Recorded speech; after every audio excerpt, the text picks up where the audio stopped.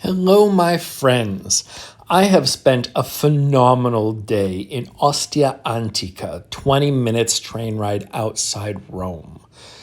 Everyone I know who goes to Pompeii and Herculaneum is amazed by those. However, I have to say that this massive ruin right outside and very convenient to Rome is phenomenal, and I cannot recommend highly enough that you visit.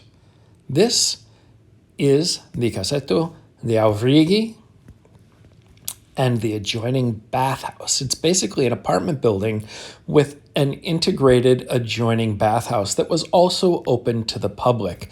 And this place, first of all, is a maze. But again, it was an apartment building, originally several stories tall, and of course, only visible today in ruins. Ostia is an amazing place. It was the port city on the Tiber River for Rome from the Republican antiquity days of early Rome to the late imperial age when it fell out of use because they built a bigger port on the Tiber, a little more convenient to the ocean because at the mouth of the Tiber here where Ostia was located, it had started to silt up and become a less good harbor. Again, this is a place where people live, so you can see frescoes, you can see mosaics, and you can see the access points to higher floors that no longer exist. Now, Ostia, again, has a very long and fascinating history. It was a working class, very heavily laboring neighborhood because it served the port until they developed the second port, as I mentioned, at which point it became a very aristocratic location.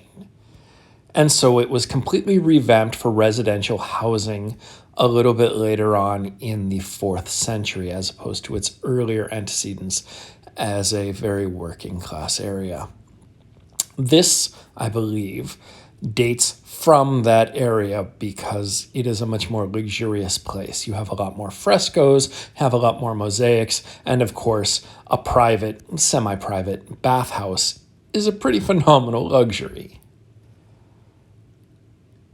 I just am overwhelmed at how cool it is to be in this space and how much of it does still survive. Because of the silting of the river and the abandonment of the city, a lot of the city has survived to the first story and even slightly higher because of the way that it was abandoned in a gradual process and wasn't really convenient to be reused. Of course, a lot of the marble facing was taken away, but because it wasn't a population center in the Middle Ages, they didn't bother to level the things that were not made of precious stones. And so the brick underlying the marble has survived.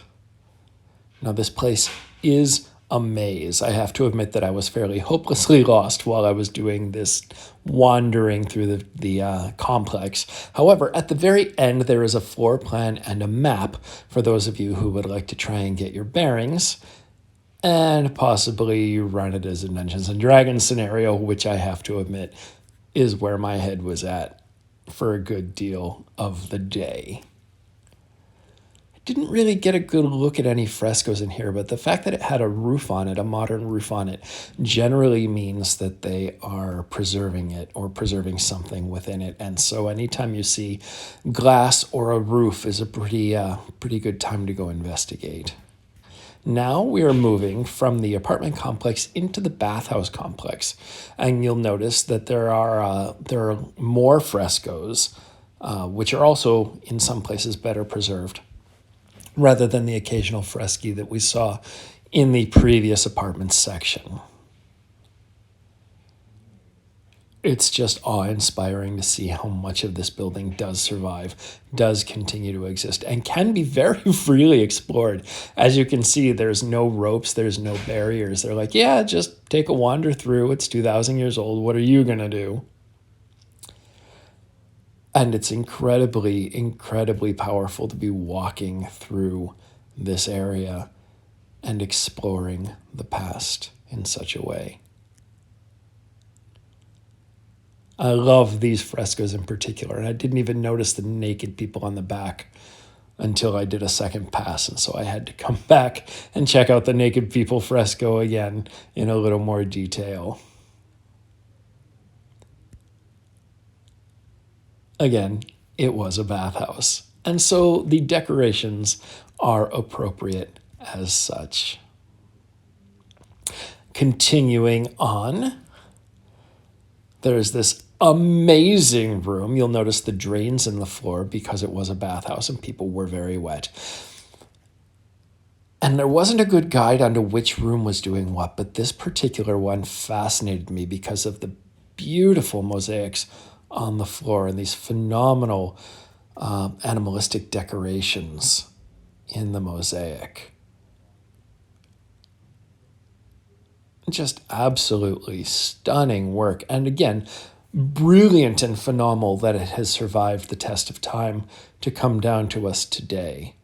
And again, if you look closely, there is a drain in the middle of that floor as well. It also doesn't hurt that today was a really, really pretty day. And so I got blue skies and green umbrella pines in the background of every shot. And the bathhouse just continues and continues and has an opening and an entrance onto the street, which indicates that while it was attached to the apartment block, it wasn't exclusive to the apartment block. And it just keeps going and going and going. And I absolutely loved it. I have such a good time today. I highly recommend that you visit Ostia Antica if you are ever in Rome. It is well worth the time, well worth the effort, and an absolutely amazing experience. Thank you very much for your support. I hope you are having a beautiful weekend. And here, enjoy a map of the complex. Thanks again. Take care.